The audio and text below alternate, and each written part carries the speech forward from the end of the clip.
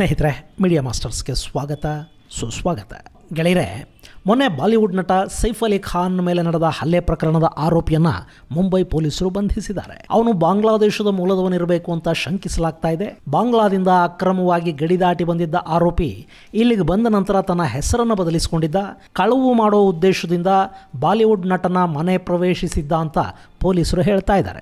ಹಾಗಾದರೆ ಅವನಿಗೆ ತಾನು ನುಗ್ಗಿದ್ದು ಬಾಲಿವುಡ್ನ ಹೀರೋ ಮನೆಗೆ ಅಂತ ಗೊತ್ತಿರಲಿಲ್ವಾ? ಈ ಘಟನೆಯ ನಂತರವಾದರೂ ಬಾಂಗ್ಲಾ ಅಕ್ರಮ ವಲಸಿಗರ ಸಮಸ್ಯೆಗೆ ಕಡಿವಾಣ ಬೀಳುತ್ತಾ? ಬಾಂಗ್ಲಾ ಹಾಗೂ ಭಾರತದ ಗಡಿಯಲ್ಲಿ ಇವರು ಹೇಗೆ ನುಸುಳು ಬರೋದಕ್ಕೆ ಸಾಧ್ಯ ಆಗ್ತಾ ಇದೆ? ಎಷ್ಟು ಜನ ಭಾರತದಲ್ಲಿ ಅಕ್ರಮ ನುಸುಳುಕೋರರಿದ್ದಾರೆ? ಬನ್ನಿ ನೋಡೋಣ. ಗೆಳೆಯರೆ, ಮೊನ್ನೆ ಮುಂಬೈ ಒಮ್ಮೆ ಬೆಚ್ಚಿಬಿತ್ತು. ಬಾಲಿವುಡ್ನ ನಟ ಸೈಫ್ ಅಲಿ ಖಾನ್ ಮೇಲೆ ಹತ್ಯಾಯತ್ನ ಆಗಿದೆ ಅನ್ನೋ ಸುದ್ದಿ ಎಲ್ಲ ಮೇನ್ ಸ್ಟ್ರೀಮ್ ವಾಹಿನಿಗಳಲ್ಲಿ ರಾರಾಜಿಸೋದಕ್ಕೆ ಶುರುವಾಯಿತು. ಜೊತೆಗೆ ಇದನ್ನು ಕೂಡ ಬಿಷ್ಣೋಯ್ ಗ್ಯಾಂಗ್ ತಲೆಗೆ ಕಟ್ಟೋ ಮಾತುಗಳು ಕೇಳಿ ಬರ್ತಾ ಇದ್ವು. ಸೈಫ್ ಅಲಿಯನ್ನು ಕೊಲೆ ಮಾಡೋದಕ್ಕೆ ಹಂತಕ ಮನೆಗೆ ನುಗ್ಗಿರೋ ಸಾಧ್ಯತೆಗಳಿವೆ ಅಂತ ಒಂದಷ್ಟು ಮಾಧ್ಯಮಗಳು ಹೇಳ್ತಾ ಇದ್ವು. ಆದರೆ ಈಗ ಆ ಎಲ್ಲ ಊಹಾಪೋಹಗಳಿಗೆ ತೆರೆ ಬಿದ್ದಿದೆ.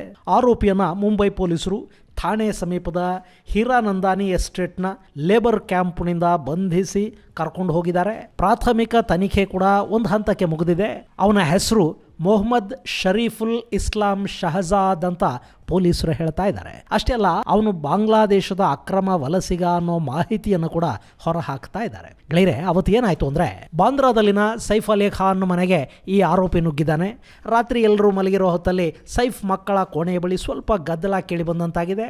ಆ ಮನೆಯ ಕೆಲಸದ ಹೆಣ್ಣು ಮಗಳು ಜೂನು ಎಂಬಾಕೆ ಅಲ್ಲಿಗೆ ಬಂದಿದ್ದಾಳೆ. ಆಕೆ ಆಗಂತಕನನ್ನು ನೋಡಿದಾಳೆ, ಚೀರೋದಕ್ಕೆ ಶುರು ಮಾಡಿದಾಳೆ. ತಕ್ಷಣ ಆರೋಪಿ ಆಕೆಯ ಮೇಲೆ ಹಲ್ಲೆ ಮಾಡಿದ್ದಾನೆ. ಆ ಗಲಾಟೆ ಕೇಳಿ ಮಲಗಿದ್ದ ಸೈಫ್ ಕೂಡ ಎದ್ದು ಹೊರಗೆ ಬಂದಿದ್ದಾರೆ. ಅಲ್ಲಿ ಆಗಂತಕನ ಕೈಯಲ್ಲಿ ಚಾಕು ಇತ್ತು. ಅವನು ಮಕ್ಕಳನ್ನು ಒತ್ತೆಯಾಳುಗಳನ್ನಾಗಿರಿಸಿಕೊಂಡು ಹಣಕ್ಕೆ ಬೇಡಿಕೆ ಸಲ್ಲಿಸುವ ಪ್ರಯತ್ನ ಮಾಡ್ತಾ ಇದ್ದ. ಅದೇ ಸಮಯಕ್ಕೆ ಸೈಫ್ ಮಕ್ಕಳಿಗೆ ಏನು ಆಗಬಾರ್ದು ಅನ್ನೋ ಪ್ರಯತ್ನದಲ್ಲಿ ಈ ಅಪರಿಚಿತನ ಬಳಿಗೆ ಬಂದಿದ್ದಾರೆ. ಅಲ್ಲಿ ಸಣ್ಣದೊಂದು ಜಗಳ ನಡೆದಿದೆ. ಅವನು ಸೈಫ್ಗೆ 6 ಬಾರಿ ಚಾಕುವಿನಿಂದ ಇರಿದಿದ್ದಾನೆ. ಕತ್ತು ಹಾಗೂ ಬೆನ್ನಿಗೆ ಗಾಯಗಳಾಗಿವೆ. ಆನಂತರ ಆರೋಪಿ ಅಲ್ಲಿಂದ ತಪ್ಪಿಸ್ಕೊಂಡು ಓಡ್ ಹೋದ. ಹಾಗೆ ಹೋಗುವಾಗ ಅವನ ಮುಖ CC ಕ್ಯಾಮರಾದಲ್ಲಿ ದಾಖಲಾಯಿತು. ಆದರೆ ಅವನು ಮನೆಯ ಒಳಗೆ ಹೋಗುವಾಗ CC ಕ್ಯಾಮರಾದಲ್ಲಿ ರೆಕಾರ್ಡ್ ಆಗಿರಲಿಲ್ಲ. ಹೀಗಾಗಿ ಅವನು ಹೇಗೆ ಒಳ ಹೊಕ್ಕ ಅನ್ನೋದು ಕೂಡ ಅನುಮಾನಗಳಿಗೆ ಕಾರಣ ಆಗ್ತಾ ಇತ್ತು. ಇನ್ನು ಸೈಫ್ ಮೇಲೆ ಹಲ್ಲೆ ನಡೆದದ್ದು ಮಧ್ಯರಾತ್ರಿ ಹೊತ್ತಿಗೆ. ಕಾರು ಚಾಲಕ ಅಲ್ಲಿ ಇರಲಿಲ್ಲಂತೆ. ಅವ್ರ ಮನೆಯಲ್ಲಿ ಯಾರಿದ್ರು ಅವ್ರು ಯಾರಿಗೂ ಕಾರು ಚಲಾಯಿಸೋದಕ್ಕೆ ಬರ್ತಾ ಇರಲಿಲ್ಲ. ಹೀಗಾಗಿ ಆ ಬಾಲಿವುಡ್ ನಟನನ್ನು ಆಟೋದಲ್ಲಿ ಆಸ್ಪತ್ರೆಗೆ ಕರ್ಕೊಂಡು ಹೋಗಲಾಯ್ತಂತೆ. ನೋಡಿ, ಎಷ್ಟು ಸಂಪತ್ತಿದ್ದು, ಎಷ್ಟು ಸೆಕ್ಯೂರಿಟಿ ಇದ್ದು, ಶ್ರೀಮಂತಿಕೆ ಇದ್ದರೂ ಕೂಡ ನಮ್ಮ ಟೈಮ್ ಚೆನ್ನಾಗಿಲ್ಲ ಅಂದರೆ ಅದು ಯಾವುದು ನಮಗೆ ಉಪಯೋಗಕ್ಕೆ ಬರೋದಿಲ್ಲ ಅಂತ ಹೇಳೋದು ಇದಕ್ಕೇನೆ. ಹೇಗೋ ಅಂತೂ ಆಸ್ಪತ್ರೆಗೆ ಸರಿಯಾದ ಸಮಯಕ್ಕೆ ಕರ್ಕೊಂಡು ಹೋಗಿದ್ದಾರೆ. ಸೈಫ್ ಅಪಾಯದಿಂದ ಪಾರು ಆಗಿದ್ದಾರೆ. ಆದರೆ ಮುಂಬೈನ ಅತ್ಯಂತ ಪ್ರತಿಷ್ಠಿತರು, ಶ್ರೀಮಂತರು ಇರೋ ಏರಿಯಾದಲ್ಲಿ ಅತ್ಯಂತ ಸುರಕ್ಷಿತ ಮನೆಗೆ ನುಗ್ಗಿ ಬಾಲಿವುಡ್ ನಟನ ಮೇಲೆ ಮಾರಣಾಂತಿಕ ಹಲ್ಲೆ ನಡೆಸೋದು ಅಂದರೆ ಅದು ಸುಲಭದ ಕೆಲಸ ಅಲ್ಲ. ಅದರ ಇಂಪ್ಯಾಕ್ಟ್ ಕೂಡ ಸಣ್ಣದಾಗಿರೋದಿಲ್ಲ. ಮುಂಬೈಯಲ್ಲಿ ಅದು ದೊಡ್ಡ ಮಟ್ಟದ ರಾಜಕೀಯ ಆರೋಪ ಪ್ರತ್ಯಾರೋಪಗಳಿಗೆ, ಊಹಾಪೋಹಗಳಿಗೆ ಕಾರಣ ಆಗ್ತಾ ಹೋಯಿತು. ಅದಕ್ಕೆ ಕಾರಣ ಇತ್ತೀಚೆಗಷ್ಟೇ ಅಲ್ಲಿ ಬಾಬಾ ಸಿದ್ದಿಕಿ ಅನ್ನೋನು ಕೊಲೆ ಆಗಿತ್ತು. ಆತನನ್ನು ಸಲ್ಮಾನ್ ಖಾನ್ಗೆ ಅತ್ಯಾಪ್ತ ಅನ್ನೋ ಕಾರಣಕ್ಕೆ ಬಿಷ್ಣೋಯ್ ಗ್ಯಾಂಗ್ ಹೊಡೆದು ಹಾಕ್ತು ಅಂತ ಹೇಳಲಾಯಿತು. ಹಾಗೆ ಸಲ್ಮಾನ್ ಖಾನ್ಗೆ ಕೂಡ ಕೊಲೆ ಬೆದರಿಕೆಗಳು ಬರ್ತಾ ಇದ್ವು. ಈ ಖಾನ್ ಕೂಡ ಸಲ್ಮಾನ್ನ ಆಪ್ತ ಮತ್ತು ಜಿಂಕೆಗಳ ಹತ್ಯೆಯ ಪ್ರಕರಣದಲ್ಲಿ ಸೈಫ್ ಕೂಡ ಆರೋಪಿಯಾಗಿದ್ದರು. ಹಾಗೆ ಅವರನ್ನು ನ್ಯಾಯಾಲಯ ನಿರ್ದೋಷಿ ಅಂತ ಬಿಡುಗಡೆಯನ್ನು ಮಾಡಿತ್ತು. ಹೀಗಾಗಿ ಜಿಂಕೆಗಳ ಹತ್ಯೆಗೆ ಸಂಬಂಧಪಟ್ಟ ಹಾಗೆಯೇ ಸೈಫ್ ಕೂಡ ಬಿಷ್ಣೋಯ್ ಗ್ಯಾಂಗಿನ ಟಾರ್ಗೆಟ್ ಆದ್ರ ಅನ್ನೋ ಅನುಮಾನಗಳು ಕೂಡ ಶುರುವಾದವು. ಬಿಷ್ಣೋಯ್ ಗುಂಪಿನ ಸದಸ್ಯನೇ ಮನೆಗೆ ನುಗ್ಗಿದ್ದಿದ್ರೆ ಸೈಫ್ ಬದುಕುಳಿಯೋದಕ್ಕೆ ಸಾಧ್ಯ ಆಗ್ತಿರಲಿಲ್ಲ ಅನ್ನೋ ವಾದ ಕೂಡ ಅಲ್ಲಿ ಹುಟ್ಕೊಳ್ತು. ಮತ್ತೊಂದು ಕಡೆ ಮುಂಬೈ ಪೊಲೀಸರು 16 ತಂಡಗಳನ್ನು ರಚಿಸಿ ಆರೋಪಿಯ ಹುಡುಕಾಟವನ್ನು ಶುರು ಮಾಡಿದರು. ಕಡೆಗೆ ಅವನು ಥಾಣೆಯ ಲೇಬರ್ ಕ್ಯಾಂಪಲ್ಲಿ ಅರೆಸ್ಟ್ ಆಗಿದ್ದಾನೆ. ಸದ್ಯಕ್ಕೆ ಮೊಹಮ್ಮದ್ ಶರೀಫುಲ್ ಇಸ್ಲಾಂ ಕೊಟ್ಟಿರೋ ಮಾಹಿತಿ ಪ್ರಕಾರ ಅವನಿಗೆ ತಾನು ನುಗ್ಗಿದ್ದು ಬಾಲಿವುಡ್ ನಟನ ಮನೆಗೆ ಅನ್ನೋದು ಗೊತ್ತೇ ಇರಲಿಲ್ಲವಂತೆ. ಕಳ್ಳತನ ಮಾಡಬೇಕು ಅಂತ ಬಂದ. ಒಂದು ಮನೆ ಮುಂದೆ ಸೆಕ್ಯೂರಿಟಿ ನಿದ್ದೆ ಮಾಡ್ತಾ ಇದ್ದ. ಹೀಗಾಗಿ ಆ ಮನೆಯೊಳಕ್ಕೆ ಇವನು ನುಗ್ಗದ. ಫೈರ್ ಎಕ್ಸಿಟ್ ಮೂಲಕ ಮನೆಯನ್ನು ಪ್ರವೇಶ ಮಾಡಿದ್ದ. ಹೀಗಾಗಿ ಇವನು ಒಳಗೆ ಹೋಗ್ತಾ ಇರೋ ದೃಶ್ಯಗಳು CCTVಗೆ ಸಿಗಲಿಲ್ಲ. ಆನಂತರ ಅಲ್ಲಿ ಕಳವು ಮಾಡೋದಕ್ಕೆ ಪ್ರಯತ್ನ ಪಡ್ತಿರುವಾಗಲೇ ಮನೆಯ ಕೆಲಸದ ಹೆಣ್ಣು ಮಗಳ ಕಣ್ಣಿಗೆ ಬಿದ್ದ. ಅಲ್ಲಿಂದ ತಪ್ಪಿಸ್ಕೊಳ್ಳೋ ಪ್ರಯತ್ನದಲ್ಲಿ ಇದೆಲ್ಲ ಆಯಿತು ಅಂತ ಅವನು ಪೊಲೀಸರ ಮುಂದೆ ಹೇಳಿಕೊಂಡಿದ್ದಾನೆ. ಇನ್ನು ಇನ್ನು ಅವನ ಬಳಿ ಭಾರತೀಯ ಅಂತ ಹೇಳೋದಕ್ಕೆ ಯಾವ ದಾಖಲೆಗಳು ಇಲ್ಲ. ಅವನು ಬಾಂಗ್ಲಾದಿಂದ ಅಕ್ರಮವಾಗಿ ಗಡಿ ದಾಟಿ ಬಂದವನು ಅಂತ ಪೊಲೀಸರು ಹೇಳ್ತಾ ಇದ್ದಾರೆ. ಅಷ್ಟೇ ಅಲ್ಲ, ಇಲ್ಲಿಗೆ ಬಂದ ನಂತರ ಅವನು ತನ್ನ ಹೆಸರನ್ನು ಕೂಡ ಬದಲಿಸಿಕೊಂಡು ಬಿಜೋಯ್ ದಾಸ್ ಆಗಿದ್ದ ಅನ್ನೋ ಮಾಹಿತಿಯನ್ನು ಕೂಡ ಪೊಲೀಸರು ಕೊಡ್ತಾ ಇದ್ದಾರೆ. ಹಾಗೆ ಮುಂಬೈಯಲ್ಲಿ ಹೌಸ್ ಕೀಪಿಂಗ್ ಕಂಪನಿಯೊಂದರಲ್ಲಿ ಅವನು ಕೆಲಸ ಮಾಡ್ತಾ ಇದ್ದ ಅನ್ನೋ ಮಾಹಿತಿ ಕೂಡ ಸಿಕ್ಕಿದೆ. ಗೆಳೆಯರೆ, ಈ ಅಕ್ರಮ ವಲಸಿಗರ ಸಮಸ್ಯೆನೇ ಇದು. ಅವರು ಕಳ್ಳ ಮಾರ್ಗಗಳ ಮೂಲಕ ಗಡಿ ದಾಟಿ ಬಂದು ಬಿಡ್ತಾರೆ. ಹಾಗವರನ್ನು ಭಾರತದ ಗಡಿ ದಾಟಿಸೋಕ್ಕೆ, ಆನಂತರ ಇಲ್ಲಿನ ಬೇರೆ ಬೇರೆ ಪ್ರದೇಶಗಳಿಗೆ ಕಳುಹಿಸ್ಕೊಡೋದಕ್ಕೆ, ಕೆಲಸ ಕೊಡಿಸೋದಕ್ಕೆ ಎಲ್ಲದಕ್ಕೂ ಏಜೆಂಟರು ಇರ್ತಾರೆ. ಅವರೇ ಈ ಅಕ್ರಮ ವಲಸಿಗರಿಗೆ ಇಲ್ಲಿ ಮರುನಾಮಕರಣವನ್ನು ಕೂಡ ಮಾಡ್ತಾರೆ. ಅವರ ಹೆಸರುಗಳನ್ನು ಹಿಂದೂ ಆಗಿ ಬದಲಾಯಿಸಲಾಗುತ್ತೆ, ಜಸ್ಟ್ ಅನುಮಾನ ಬರಬಾರದು ಅನ್ನೋ ಕಾರಣಕ್ಕೆ. ಹಾಗೆ ಹಣ ಕೊಟ್ಟರೆ ಅವರಿಗೆ ಭಾರತದ ಎಲ್ಲ ದಾಖಲೆಗಳು ಸಿಗ್ತಾ ಹೋಗುತ್ತವೆ. ಇನ್ನು ನಮ್ಮಲ್ಲಿ ಕೆಲಸಕ್ಕೆ ಜನ ಬೇಕು, ಕಡಿಮೆ ಕೂಲಿಗೆ ಸಿಗೋ ಜನ ಆದರೆ ಸಾಕು. ಅವನು ಯಾವ ದೇಶದವನಾದರೂ ಆಗಿರಲಿ, ಅವನ ಹಿನ್ನೆಲೆ ಏನು ಬೇಕಾದರೂ ಆಗಿರಲಿ, ಅದರ ಬಗ್ಗೆ ಯಾರೂ ತಲೆ ಕೆಡಿಸ್ಕೊಳ್ಳೋದಕ್ಕೆ ಹೋಗೋದಿಲ್ಲ. ಲೇಬರ್ ಕಾಂಟ್ರಾಕ್ಟರ್ಗಳಿರ್ತಾರೆ, ಅವರಿಗೆ ಕಮಿಷನ್ ಬೇಕು, ಯಾರು ಬಂದರೂ ಅವರು ಕೆಲಸಕ್ಕೆ ಹಚ್ತಾರೆ. ಹೀಗೆ ನಮ್ಮಲ್ಲಿ ಲಕ್ಷಾಂತರ ಜನ ಬಾಂಗ್ಲಾದೇಶಿ ಅಕ್ರಮ ವಲಸಿಗರು ದೇಶದ ನಾನಾ ಭಾಗಗಳಲ್ಲಿ ಕೆಲಸ ಮಾಡ್ತಾ ಇದ್ದಾರೆ. ಹೀಗೆ ಬರ್ತಾರಲ್ಲ, ಇವರ ಯಾವ ಐಡೆಂಟಿಟಿಯೂ ಸರಿಯಾಗಿರೋದಿಲ್ಲ. ಅಪರಾಧ ಕೃತ್ಯಗಳಲ್ಲಿ ಭಾಗಿಯಾಗಿ ಅವನಲ್ಲಿಂದ ಬೇರೆ ಕಡೆಗೆ ಓಡಿ ಹೋದರೆ ಅವನನ್ನು ಹುಡುಕೋದು ಕೂಡ ಸಾಧ್ಯ ಆಗೋದಿಲ್ಲ. ಈಗೇನೋ ಅವನ ಮುಖ CC ಕ್ಯಾಮ್ರಾದಲ್ಲಿ ದಾಖಲಾಗಿತ್ತು. ಜೊತೆಗೆ ಅಟ್ಯಾಕ್ ಆಗಿದ್ದು ಸೈಫ್ ಅಲಿ ಖಾನ್ ಮೇಲೆ. ಹೀಗಾಗಿ ಪೊಲೀಸರು ಕಷ್ಟಪಟ್ಟು ಹುಡುಕಿ ತಗೊಂಡು ಬಂದಿದ್ದಾರೆ. ಆದರೆ ಸೈಫ್ ಅಲಿ ಖಾನ್ ಅಲ್ಲದೆ ಬೇರೆ ಯಾರೋ ಸಾಮಾನ್ಯ ಅಲ್ಲಿದ್ದ ಅಂತ ಇಟ್ಕೊಳ್ಳಿ, ಆಗ ಆರೋಪಿ ಸಿಗ್ತಾ ಇದ್ನ ಗೊತ್ತಿಲ್ಲ. ಇನ್ನು ಗೆಳೆಯರೆ, ಯಾಕೆ ಈ ಅಕ್ರಮ ವಲಸೆಗಳು? ಈ ಬಾಂಗ್ಲಾ ಅನ್ನೋ ದೇಶ ಹುಟ್ಟಿದ ದಿನದಿಂದ ಭಾರತಕ್ಕಂಟಿದ ಶಾಪ ಈ ಅಕ್ರಮ ವಲಸೆ. ಬಾಂಗ್ಲಾ ಭಾರತದ ಜೊತೆ ಸುಮಾರು 4096 ಕಿಲೋಮೀಟರ್ಗಳಷ್ಟು ಗಡಿಯನ್ನು ಹಂಚಿಕೊಳ್ಳುತ್ತೆ. ಅದರಲ್ಲಿ ಸಾಕಷ್ಟು ಗಡಿ ಭಾಗಗಳಿಗೆ ಬೇಲಿ ಇಲ್ಲ. ಹೀಗಾಗಿ ಅಲ್ಲಿ ಅಕ್ರಮ ವಲಸೆಗಳು ಸುಲಭವಾಗಿ ನಡೆದು ಹೋಗುತ್ತವೆ. ಇನ್ನು ಇತ್ತೀಚೆಗಂತೂ ಬಾಂಗ್ಲಾದೇಶದಲ್ಲಿ ರಾಜಕೀಯ ಅಸ್ಥಿರತೆ ಇದೆ. ಅಲ್ಲಿ ಜನ ಬದುಕೋದೇ ಕಷ್ಟ ಆಗ್ತಾ ಇದೆ. ಕಾರ್ಖಾನೆಗಳು ಮುಚ್ಚೋಗಿವೆ. ಹೀಗಾಗಿ ಕೆಲಸ ಸಿಗ್ತಾ ಇಲ್ಲ.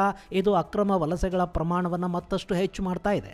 ಹಾಗೆ ಭಾರತ ಮತ್ತು ಬಾಂಗ್ಲಾ ನಡುವಿನ ಗಡಿ ಸಮಸ್ಯೆಗಳಿಗೆ ಕೂಡ ಇದು ಕಾರಣ ಆಗ್ತಾ ಇದೆ.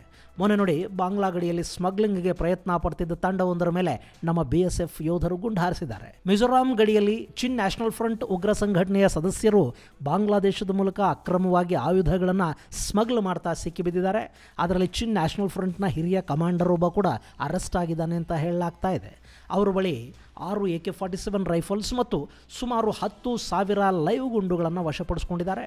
ಇನ್ನು ಪಶ್ಚಿಮ ಬಂಗಾಳದ ಮಾಲ್ಡಾ ಜಿಲ್ಲೆಯಲ್ಲಿ ಭಾರತದ ಗಡಿ ದಾಟಿ ಬಂದು ನಮ್ಮ ರೈತರ ಬೆಳೆಗಳನ್ನು, ಅವರ ಪಂಪ್ ಸೆಟ್ಗಳನ್ನು, ಕೃಷಿ ಉಪಕರಣಗಳನ್ನು ಬಾಂಗ್ಲಾದೇಶಿಯರು ಕಳವು ಮಾಡ್ತಾ ಇದ್ದಾರೆ ಅನ್ನೋ ಕಾರಣಕ್ಕೊಂದು ಗಲಾಟೆ ಆಗಿದೆ. ಎರಡೂ ಕಡೆಯ ಗಡಿಗಳ ಜನ ಪರಸ್ಪರ ಕಲ್ಲು ತೂರಾಟ ಮಾಡಿಕೊಂಡಿದ್ದಾರೆ. ಸುಮಾರು 1,000ಕ್ಕೂ ಹೆಚ್ಚು ಜನ ಅಲ್ಲಿ ಸೇರಿತ್ತು ಅಂತ BSF ತಿಳಿಸ್ತಾ ಇದೆ. ಆ ಉದ್ರಿಕ್ತರನ್ನು ಚದುರಿಸೋದಕ್ಕೆ ಭಾರತ ಬಾಂಗ್ಲಾ ಎರಡೂ ಗಡಿ ಭದ್ರತಾ ಪಡೆಗಳು ಸ್ಟನ್ ಬಾಂಬ್ಗಳನ್ನು ಬಳಸಬೇಕಾಗಿ ಬಂದಿದೆ. ಇತ್ತೀಚೆಗೆ ಬಾಂಗ್ಲಾ ಗಡಿಯಲ್ಲಿ ಇದೆಲ್ಲ ತುಂಬ ಕಾಮನ್ ಅನ್ನೋ ಥರ ಆಗ್ತಾ ಹೋಗ್ತಾ ಇದೆ. ಇನ್ನು ಇದನ್ನು ನಿಯಂತ್ರಿಸೋದಕ್ಕೆ ಭಾರತ ಈ ಭಾಗದಲ್ಲಿ ಗಡಿಗೆ ಬೇಲಿ ಹಾಕಬೇಕು. ಆದರೆ ಆ ಕೆಲಸಕ್ಕೆ ಕೂಡ ಬಾಂಗ್ಲಾ ಅಡ್ಡಿಯನ್ನುಂಟು ಮಾಡ್ತಾ ಇದೆ. ಅವ್ರು ಹೇಳ್ತಾ ಇರೋದೇನು ಅಂದರೆ, 1975ರಲ್ಲಿ ಭಾರತ ಹಾಗೂ ಬಾಂಗ್ಲಾ ನಡುವೆ ಒಂದು ಒಪ್ಪಂದ ಆಗಿದೆ. ಅದರ ಪ್ರಕಾರ ಗಡಿಯ ಎರಡೂ ಕಡೆಗಳಲ್ಲಿ 450 ಅಡಿಗಳಷ್ಟು ಜಾಗದಲ್ಲಿ ಎರಡೂ ದೇಶಗಳು ಯಾವುದೇ ಮಿಲಿಟರಿ ಇನ್ಸ್ಟಾಲೇಷನ್ಗಳನ್ನು ಮಾಡೋ ಹಾಗಿಲ್ಲ. ಸೊ ನೀವು ಬೇಲಿ ಹಾಕಬಾರದು ಅಂತ ಬಾಂಗ್ಲಾ ಹೇಳುತ್ತೆ. ನಾವು ಹಾಕ್ತಾ ಇರೋದು ಬೇಲಿ ಕಣ್ರಯ್ಯ.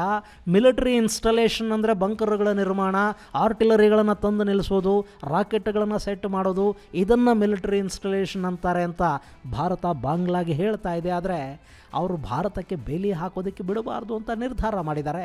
ಇಲ್ಲಿ ಬೇಲಿ ಹಾಕಿಬಿಟ್ರೆ ಅಕ್ರಮ ವಲಸೆಗಳು ನಿಂತು ಹೋಗುತ್ತವೆ. ಅದು ಬಾಂಗ್ಲಾಗೆ ಇಷ್ಟ ಇಲ್ಲ. ಸೊ ಇಲ್ಲಿ ಗಡಿಯ ಬೇಲಿ ಕಾಮಗಾರಿಗೆ ತೊಂದರೆ ಉಂಟಾಗ್ತಾ ಇದೆ.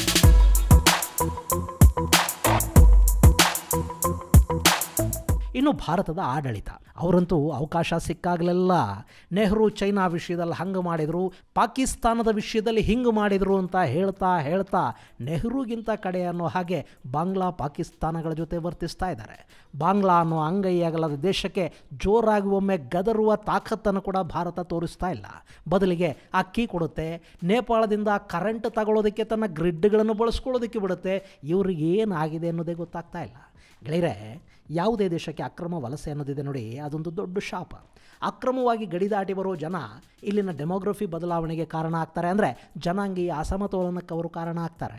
ಇಲ್ಲಿನ ಜನರ ಉದ್ಯೋಗಗಳನ್ನು ಕಿತ್ಕೋತಾರೆ. ಆ ಮೂಲಕ ಸ್ಥಳೀಯರ ಅವಕಾಶಗಳು ಅನ್ಯರ ಪಾಲಾಗತ್ವೆ. ಹಾಗೆ ಅಪರಾಧ ಪ್ರಕರಣಗಳು ಕೂಡ ಈ ಅಕ್ರಮ ವಲಸಿಗರ ಕಾರಣದಿಂದ ಹೆಚ್ಚಾಗ್ತಾ ಹೋಗುತ್ತವೆ. ಶಾಂತಿ ಭದ್ರತೆಗಳಿಗೆ ಮತ್ತು ದೇಶದ ಸುರಕ್ಷತೆಗೆ ಕೂಡ ಇವರು ಅಪಾಯಕಾರಿ ಅನ್ನಿಸ್ಕೊಳ್ತಾರೆ. ಈಗ ನೋಡಿ, ಬಾಂಗ್ಲಾದೇಶದಿಂದ ಬಂದಿದ್ದ ಈ ಅಕ್ರಮ ವಲಸಿಗ ತನ್ನ ಹೆಸರನ್ನ ಬಿಜೋಯ್ ದಾಸ್ ಅಂತ ಬದಲಾಯಿಸಿಕೊಂಡಿದ್ದ. ಇವನ ಕೃತ್ಯಗಳಿಂದ ಒಂದು ಕೋಮುಗಲಭೆ ಉಂಟಾಗಿತ್ತು ಅಂತ ಇಟ್ಕೊಳ್ಳಿ. ಇವನು ಬಾಂಗ್ಲಾದೇಶದವನು, ಇವನ ಹೆಸರು ಮೊಹಮ್ಮದ್ ಇಸ್ಲಾಂ ಅನ್ನೋದು ಈಗ ಗೊತ್ತಾಗಿದೆ. ಅಕಸ್ಮಾತ್ ಹಾಗಲ್ಲದೆ ದಾಳಿ ಮಾಡಿದವನು ಬಿಜೋಯ್ ದಾಸ್ ಅನ್ನೋದು ಅಷ್ಟೇ ಗೊತ್ತಾಗಿತ್ತು ಅಂತ ಇಟ್ಕೊಳ್ಳಿ. ಆಗ ಇದು ಯಾವ ರೀತಿಯ ಪರಿಣಾಮಗಳಿಗೆ ಕಾರಣ ಆಗ್ತಾ ಇತ್ತು ಅನ್ನೋದನ್ನ ಯೋಚನೆ ಮಾಡಿ. ಈ ಅಕ್ರಮ ವಲಸಿಗರ ಕೆಲ ಕೃತ್ಯಗಳು ಈ ದೇಶದಲ್ಲಿ ಕೋಮು ಗಲಭೆಗಳಿಗೆ ಕೂಡ ಕಾರಣ ಆಗುವ ಸಾಧ್ಯತೆಗಳಿರುತ್ತವೆ. ಶಾಂತಿ ಭದ್ರತೆಗಳಿಗೆ ಮತ್ತು ದೇಶದ ಸುರಕ್ಷತೆಗೆ ಕೂಡ ಇವರು ಅಪಾಯಕಾರಿ ಅನ್ನಿಸ್ಕೊಳ್ತಾರೆ. ಇವತ್ತು ಬಾಂಗ್ಲಾದೇಶದಿಂದ ಎಷ್ಟು ಜನ ಹೀಗೆ ಅಕ್ರಮವಾಗಿ ಭಾರತವನ್ನು ಪ್ರವೇಶಿಸಿದ್ದಾರೆ ಅನ್ನೋದನ್ನು ಲೆಕ್ಕ ಇಡೋದಕ್ಕೆ ಕೂಡ ಸಾಧ್ಯ ಆಗಿಲ್ಲ. ಆದರೆ ಒಂದು ಅಂದಾಜಿನ ಪ್ರಕಾರ ಸುಮಾರು 1,80,00,000 ಜನ ಅಕ್ರಮ ವಲಸಿಗರು ಭಾರತದಲ್ಲಿದ್ದಾರೆ ಅಂತ ಹೇಳಲಾಗುತ್ತೆ. ನಮ್ಮ ಕರ್ನಾಟಕದ ಕಾಫಿ ಎಸ್ಟೇಟ್ಗಳಲ್ಲಿ, ಬೆಂಗಳೂರಿನ ಕನ್ಸ್ಟ್ರಕ್ಷನ್ ಸೈಟ್ಗಳಲ್ಲಿ, ತಮಿಳುನಾಡಿನ ಕಾರ್ಖಾನೆಗಳಲ್ಲಿ, ತಿರುಪೂರಿನ ಗಾರ್ಮೆಂಟ್ಸಲ್ಲಿ, ಕೇರಳದ ಎಸ್ಟೇಟ್ಗಳಲ್ಲಿ ಬಾಂಗ್ಲಾದೇಶಿಯರು ವಿಪರೀತ ಪ್ರಮಾಣದಲ್ಲಿದ್ದಾರೆ. ಆದರೆ ಅವರನ್ನು ಹುಡುಕಿ ಹೊರದಬ್ಬೋ ಕೆಲಸ ನಡೀತಿಲ್ಲ. ಇತ್ತೀಚೆಗೆ ದೆಹಲಿ ಸೇರಿದಂತೆ ಉತ್ತರದ ರಾಜ್ಯಗಳಲ್ಲಿ ಅವರನ್ನು ಹುಡುಕುವ ಕೆಲಸ ನಡೀತಿದೆ. ಆದರೆ ದಕ್ಷಿಣ ಇನ್ನೂ ಕೂಡ ಎಚ್ಚೆತ್ತುಕೊಂಡಿಲ್ಲ. ನಮ್ಮಲ್ಲಂತೂ ಪಾಪ ನಮ್ಮ ಗೃಹ ಸಚಿವರು ಯಾವತ್ತೋ ಅಕ್ರಮ ಬಾಂಗ್ಲಾ ವಲಸಿಗರ ವಿರುದ್ಧ ಕ್ರಮ ತಗೋತೀವಿ ಅಂತ ಹೇಳಿದರು. ಆದರೆ ಕ್ರಮ ತಗೊಳ್ಳಿ ಅಂತ ಪೊಲೀಸರಿಗೆ ಹೇಳೋದನ್ನು ಇವರು ಮರ್ತು ಹೋದ್ರ, ಅಥವಾ ಇವರು ಹೇಳಿದರೂ ಇವರು ಮಾತನ್ನು ಪೊಲೀಸರೇ ಕೇಳ್ತಾ ಇಲ್ವಾ ಗೊತ್ತಿಲ್ಲ. ನಮ್ಮಲ್ಲಿ ಅಂಥ ಯಾವ ಕಾರ್ಯಾಚರಣೆಯೂ ಇದುವರೆಗೆ ವರದಿಯಾಗಿಲ್ಲ. ಇನ್ನು ಮುಂಬೈಯಲ್ಲಿ ಇನ್ನು ಮುಂದಾದರೂ ಬಾಂಗ್ಲಾ ಅಕ್ರಮ ವಲಸಿಗರನ್ನು ಹುಡುಕುವ ಡ್ರೈವ್ ಒಂದು ಆರಂಭ ಆಗಬಹುದು. ಸೈಫ್ ಪ್ರಕರಣದಿಂದ ಆದರೂ ಸರ್ಕಾರಗಳು ಎಚ್ಚೆತ್ತುಕೊಳ್ಳೋ ಹಾಗಾಗಲಿ. ಇದು ಗೆಳೆಯರೆ, ಸೈಫ್ ಅಲಿ ಪ್ರಕರಣದ ಆರೋಪಿ ಬಾಂಗ್ಲಾದೇಶದ ಅಕ್ರಮ ವಲಸಿಗ ಅನ್ನೋದರ ಕುರಿತಾದ ಒಂದಷ್ಟು ಮಾಹಿತಿ. ಮುಂದಿನ ಸಂಚಿಕೆಯಲ್ಲಿ ಮತ್ತಷ್ಟು ವಿಶೇಷಗಳ ಜೊತೆ ಮತ್ತೆ ಭೇಟಿಯಾಗೋಣ. ಅಲ್ಲಿವರೆಗೆ ಜೈ ಹಿಂದ್, ಜೈ ಕರ್ನಾಟಕ.